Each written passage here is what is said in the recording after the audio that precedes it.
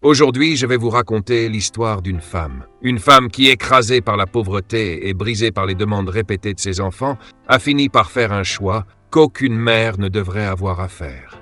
Et comme vous le savez tous, dans le monde d'aujourd'hui, personne ne donne rien gratuitement. Même un sourire a souvent un prix caché. Alors écoute bien, une mère démunie, n'ayant plus rien, se rend chez un vendeur de vêtements pour demander des habits pour l'Aïd. Mais ce que ce vendeur va lui proposer va la forcer à choisir entre sa dignité et les sourires de ses enfants. Ce que cet homme a exigé et pourquoi cette femme a fini par céder. Tu vas le découvrir dans ce récit bouleversant. Mais souviens-toi de ce détail, ce n'est pas une histoire ordinaire. Cette femme s'appelait Nabintu et sa vie, autrefois, était pleine de rire, d'amour et de paix. Elle avait un mari, de merveilleux enfants et une maison remplie de bonheur. Il n'y avait ni souci de nourriture ni crainte du lendemain. Quand les enfants désiraient quelque chose, leur père, Bakari, les exauçait sans tarder. Et Nabintu, elle souriait tout le temps. Elle remerciait le ciel pour cette vie douce, pleine de grâce et de gratitude. Mais le destin ne demande jamais la permission avant de frapper. Un jour, tout s'effondra. Bakari mourut soudainement, et avec lui, toute la paix de cette maison disparut. Les rires s'éteignirent, les enfants cessèrent de jouer, et Nabintu n'eut plus que le silence pour lui tenir compagnie. Pendant près d'un an, elle réussit à survivre, grâce à l'argent que Bakari avait laissé. Juste assez pour nourrir les enfants et éteindre un peu la douleur. Mais lorsque le dernier billet s'envola, c'est là que la vraie lutte commença. Elle allait mendier auprès de ses parents, suppliait parfois ses frères, ou restait debout longtemps devant la maison de ses beaux-parents. Quand personne ne répondait, elle allait travailler, laver les casseroles chez l'un, frotter le sol chez l'autre, récurer les habits sales dans les arrière-cours. Elle s'acharnait. Chaque jour pour juste 2 morceaux de pain, elle offrait son dos, ses mains, sa sueur. Mais mes amis, la vie ne se nourrit pas que de pain. Quand l'Aïd approchait, ou lorsqu'un mariage faisait vibrer le quartier, le cœur de Nabintu saignait. Les yeux brillants de ses enfants devenaient des poignards silencieux. Ils ne comprenaient pas. Et comment pourraient-ils? Maman, les enfants du quartier ont déjà leurs habits pour l'Aïd et nous, tu nous les prends quand? Maman, l'année dernière tu ne nous as rien offert. Cette fois promets, dis que tu vas nous les acheter. Ces mots, elle ne les oubliera jamais.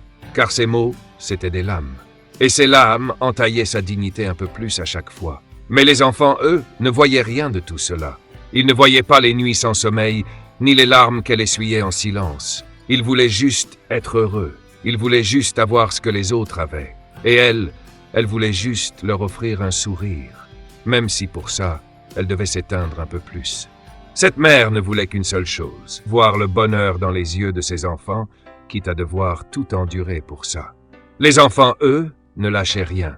Ils répétaient sans cesse « Maman, cette fois, tu dois nous acheter des habits et des chaussures pour l'Aïd. » L'an dernier, on était assis dans nos vieux vêtements. Tous nos amis se sont moqués de nous. Cette fois, emmène-nous toi aussi, qu'on se sente comme les autres.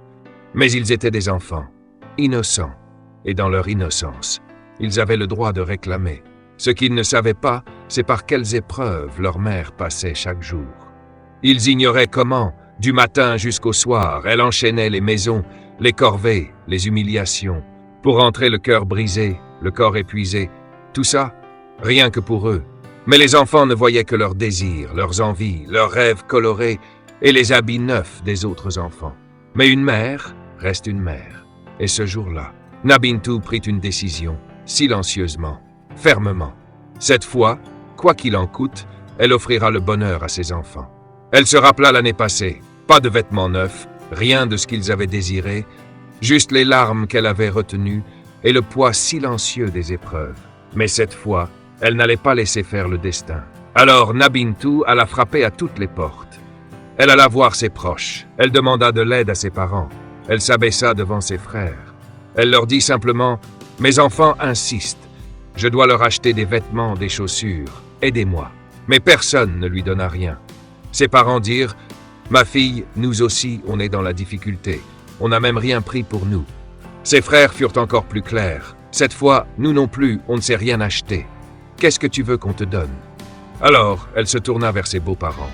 Mais là, ce fut un autre coup. Ils lui dirent « Tu es seul maintenant, tu devrais te remarier, trouve un homme bien, il t'aidera, il s'occupera de toi et des enfants. » Ces mots firent trembler Nabintu. Peut-être qu'elle aurait pu accepter si elle n'avait pensé qu'à elle. Mais elle réfléchit. Un homme qui n'a pas donné naissance à mes enfants, comment pourrait-il les aimer comme les siens? Peut-être qu'il me rendra heureuse. À eux, il ne pourra jamais offrir la tendresse qu'ils ont connue avec leur père. Et à cet instant précis, non, elle ne se remarierait pas. Elle endurerait chaque souffrance, chaque manque, chaque nuit sans sommeil. Mais jamais, jamais, elle ne laisserait ses enfants dépendre d'un beau-père. En sortant de chez eux, le soleil brûlait au-dessus de sa tête. Mais dans son cœur, c'était un autre feu qui brûlait. Elle se demandait, où aller maintenant? À qui demander? Qui m'aidera? Chaque visage croisé dans la rue semblait étranger. Chaque porte semblait fermée. Et dans sa tête, un seul et même murmure revenait. Pour le bonheur de mes enfants, dois-je vendre ma dignité? Mais à l'instant même où cette pensée s'imposa, elle secoua la tête. Non, elle ne pouvait pas. Mais, et si aucune autre option ne restait? Ce doute la rongeait. Son regard se baissait, sa force la quittait. Elle se sentait acculée, piégée, dos au mur. Plus d'argent, des enfants en larmes, et aucune issue. Alors elle commença à envisager une nouvelle voie, une possibilité qu'elle avait toujours rejetée. Et c'est à partir de ce moment précis que son histoire a pris un tournant décisif. Elle pensa, si c'est pour le bonheur de mes enfants, peut-être que même le mariage, je pourrais envisager. Et pourtant, c'est pas ce chemin qu'elle allait emprunter. Un autre choix bien plus douloureux l'attendait. Mais il ne restait plus que 2 jours avant l'Aïd. Et qui se marierait en si peu de temps? Même ceux qui acceptent un mariage le fixent après l'Aïd. Mais les enfants, eux, voulaient être heureux le jour même. Ce chemin-là aussi venait de se refermer. Nabintou rentra chez elle, le cœur brisé, les mains vides, les yeux remplis de larmes. Elle s'assit en silence, la tête posée sur ses genoux, et ne cessait de se répéter « Que faire? Où aller? Qui va m'aider ?» Soudain, elle se souvint des paroles de sa voisine, Fatouma. Quelques jours plus tôt, Fatouma lui avait parlé d'un homme qui donnait des vêtements à crédit. Il donnait les habits tout de suite et récupérait l'argent plus tard. Fatouma avait dit « Il ne fait pas de problème, tant que tu respectes les conditions. » Et là, dans les yeux de Nabintou, brilla une lueur, une dernière étincelle d'espoir. Elle sentit son cœur rassembler ses dernières forces. Le visage de ses enfants lui revint en mémoire, et de son cœur sortit une prière. « Ô Allah, si c'est le bon chemin, facilite-le, mais s'il mène à l'humiliation, écarte-le de moi. » Avec cette dernière espérance, elle frappa à la porte de Fatouma. Elle lui dit « Ma sœur, ce commerçant, celui qui vend à crédit, où puis-je le trouver? Je veux acheter des vêtements pour mes enfants. » Fatouma lui donna le nom, l'adresse, tout. Mais elle ajouta une chose, « Écoute bien, cet homme est un peu étrange. Il a ses propres conditions, et tout le monde n'arrive pas à les accepter. » Nabintou, surprise, répondit, « Quelles conditions? Je veux juste des habits pour mes enfants. Je ne fais rien de mal. Je ne peux rien te garantir. Va voir par toi-même. Si ça te semble raisonnable, prends. Sinon, reviens les mains vides. » Nabintou, dans son cœur, se fit une promesse. « Je ne ferai jamais rien de mal. Si c'est honnête, je prends. Sinon, je m'en irai. » Le lendemain, Nabintou se rendit à cette fameuse boutique. Le vendeur, comme tous les autres, sortait les habits un à un pour les lui montrer. Mais Nabintou le coupa net. « Attendez, avant de me montrer quoi que ce soit, écoutez-moi. Je n'ai pas d'argent sur moi. J'ai entendu dire que vous vendez à crédit. » Le vendeur lui sourit. « Oui, ma sœur, on vend à crédit, mais les prix sont un peu plus élevés et on ne donne rien sans condition. Beaucoup de gens prennent les habits et ne reviennent jamais. » Nabintou répondit. « Alors dites-moi quelles sont vos conditions. S'il faut signer quelque chose, je le ferai. » Mais à cet instant, le ton du vendeur changea légèrement. Il se pencha vers elle et demanda « Est-ce que tu sais lire et écrire ?» Elle répondit calmement « Oui, un peu. » Alors il sortit un livre de sous sa table et dit « Toutes nos conditions sont écrites ici. Lis-les tranquillement. Si tu es d'accord, tu auras les vêtements. Mais si quelque chose te déplaît, tu partiras en silence, sans discuter. » Nabintou dit « Très bien, je vais lire. » Elle ouvrit le livre et commença à lire lentement. Mais dès la première condition, ses mains commencèrent à trembler. Il y était écrit « Toute femme qui veut des habits à crédit doit d'abord se tenir complètement nue devant nous, sans voile, sans vêtements. Rien. Debout face à nous. Nous filmerons une vidéo complète où son visage et son corps seront parfaitement visibles. Cette vidéo restera entre nos mains jusqu'à ce que toute la somme soit payée. Et si elle ne paye pas à temps, ou si elle refuse de payer en cours de route, Alors cette vidéo sera postée sur un site obscène. L'argent généré par cette vidéo sera comptabilisé comme remboursement de la dette. C'est notre première règle ici, et elle est non négociable. Ce que Nabintu lisait allait changer sa vie pour toujours. Elle était entrée dans cette boutique pour offrir le bonheur, et elle se retrouvait face à un chantage impensable. Toute femme qui veut des vêtements à crédit doit d'abord déposer son honneur en garantie. En lisant cette phrase, le cœur de Nabintu se figea. Ses mains tremblaient et le livre manqua de lui glisser des doigts. Puis elle lut la deuxième condition. Et cette fois, le sol sembla se dérober sous ses pieds. Si vous refusez la première condition, alors vous devrez établir une relation intime avec nous. Chaque fois que nous appelons, chaque fois que nous vous convoquons, vous devrez venir immédiatement. Et ce ne sera pas une seule fois. Cela continuera jusqu'à ce que l'intégralité du crédit soit remboursée. Et si vous cessez de venir, nous diffuserons la première vidéo que nous avons filmée ou nous déposerons une fausse plainte contre vous à la police. En lisant cela, le visage de Nabintu devint livide. Elle ne sentait plus son souffle. Sa poitrine semblait se refermer. Puis vint la troisième condition. Si vous refusez les deux premières, alors vous devez nous signer un acte officiel. Dans cet acte, vous confirmerez que la maison dans laquelle vous vivez, si elle est à votre nom, nous avons le droit légal de la revendiquer. Et si vous ne payez pas à temps, nous pourrons vendre la maison en toute légalité et récupérer notre argent. Ce document aura valeur juridique. Et même si vous changez d'avis ensuite, vos signatures suffiront à nous donner gain de cause. Ces trois conditions n'étaient pas une exception. C'était la politique officielle du magasin. Chaque femme qui voulait des vêtements à crédit devait forcément passer par là. Nabintu, les yeux fatigués, lut jusqu'au bout. Ses mains tremblaient toujours. Mais dans son cœur, une chose était certaine. Je ne céderai ni à la première, ni à la deuxième condition. Je suis une femme honorable. Elle pensa, peut-être que je pourrais envisager la troisième si la maison m'appartenait. Mais aussitôt, un souvenir la frappa. Elle ne possédait rien. Elle vivait dans une maison en location et un logement en location. Ça ne peut pas être mis en garantie. En pensant à cela, elle referma le livre, le déposa calmement sur la table du commerçant, sans un mot, sans un cri, sans une insulte. Et qu'elle sortit, le cœur lourd, les yeux remplis de honte, les jambes tremblantes. Elle était entrée là avec de l'espoir, et elle ressortait avec de la peur, de l'humiliation et du désespoir. Mais à peine eut-elle franchi la porte qu'elle aperçut une autre boutique, juste en face. Devant, un autre vendeur l'observait depuis un moment. Il avait tout vu, tout compris. Cet homme savait exactement comment ce premier commerçant opérait, comment il piégeait les femmes démunies pour assouvir ses pulsions. Mais ce deuxième vendeur n'était pas comme lui. C'était un homme pieux, un homme d'Allah. Et dans son cœur, il se dit, cette femme ne cherche rien de mal, elle est juste brisée par la nécessité. Si je ne l'aide pas maintenant, peut-être qu'elle finira par s'effondrer. Alors il l'appela doucement. Ma sœur, si tu veux des vêtements, tu peux venir dans ma boutique. Nabintu, déjà sur le départ, répondit aussitôt, frère, je n'ai pas d'argent. J'étais venu pour acheter à crédit. L'homme sourit et dit, tu peux payer plus tard. Ce qui compte, c'est le sourire de tes enfants. En entendant ces mots, le cœur de Nabintu se mit à trembler. Instantanément, elle revit le visage du premier vendeur. Elle revit toutes les conditions, tous les pièges, toutes les humiliations. Alors elle dit en paniquant, « Frère, je ne peux pas accepter ces conditions. Je suis très démuni, mais je ne peux pas. » C'est tout ce que Nabintu réussit à murmurer. Le vendeur pieux, avec douceur, lui répondit, « Ma sœur, je n'ai aucune condition. Pas de vidéo, pas de contact physique, pas de signature. Quand Allah te donnera de l'argent, tu me le rendras.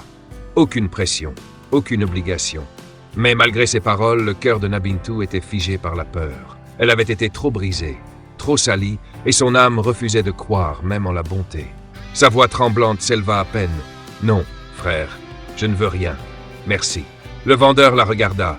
Il avait tout compris. Alors il dit doucement, « Je suis en plein jeûne. Je ne peux pas mentir. Je ne te trahirai pas. Je n'ai aucune mauvaise intention. Je veux juste aider, pour l'amour d'Allah. » Mais Nabintu ne s'arrêta pas. Elle ne répondit pas. Elle tourna simplement les talons et partit en hâte. L'homme la regarda s'éloigner. Il comprit tout de suite. Cette femme était digne, et elle n'était plus en état de faire confiance à qui que ce soit. Il resta un moment devant sa boutique, le cœur agité, quelque chose en lui, une voix intérieure, lui murmurait « Elle ne demandera plus d'aide. mais son silence en dit long. Alors, il commença à la suivre, à distance, sans un mot, sans se faire remarquer. Il voulait juste savoir où elle vivait pour pouvoir l'aider, en secret. En chemin, il ne fit qu'une seule prière.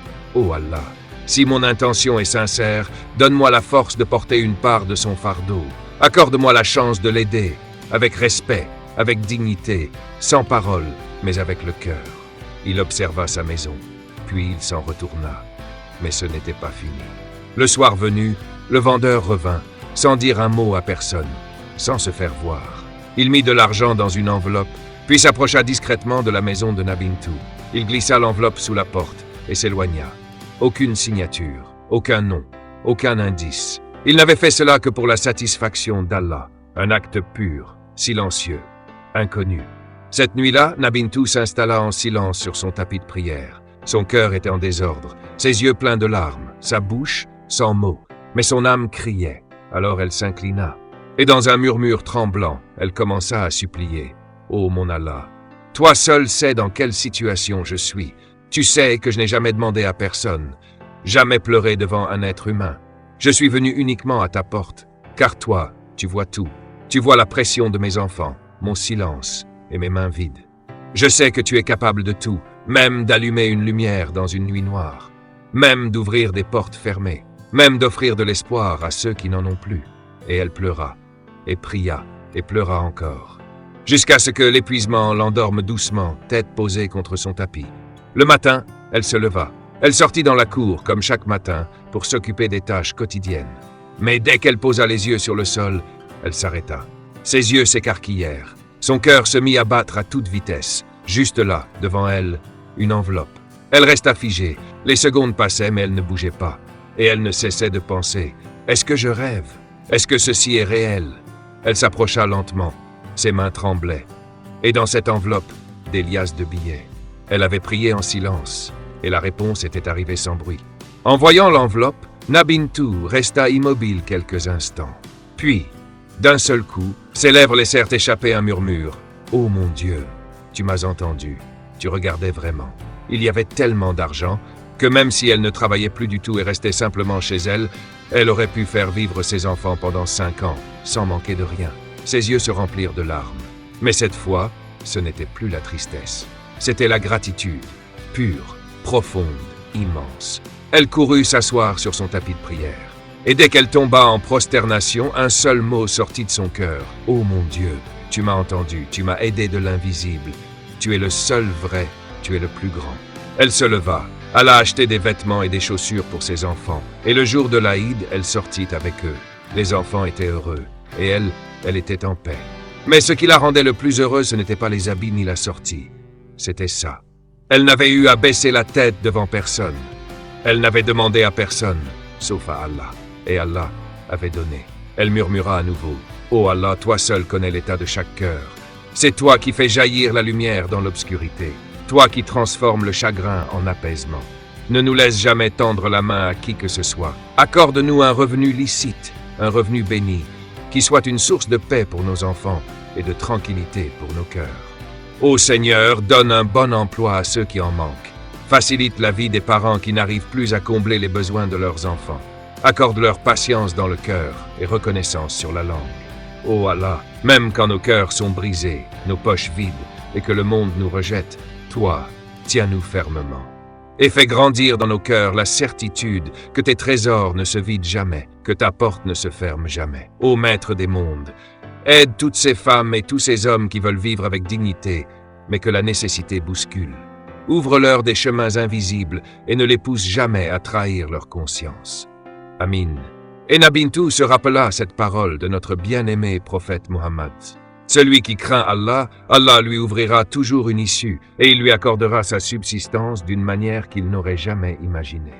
Et dans un autre hadith, il est dit, celui qui ne tend pas la main aux gens, Allah l'enrichira par sa propre grâce.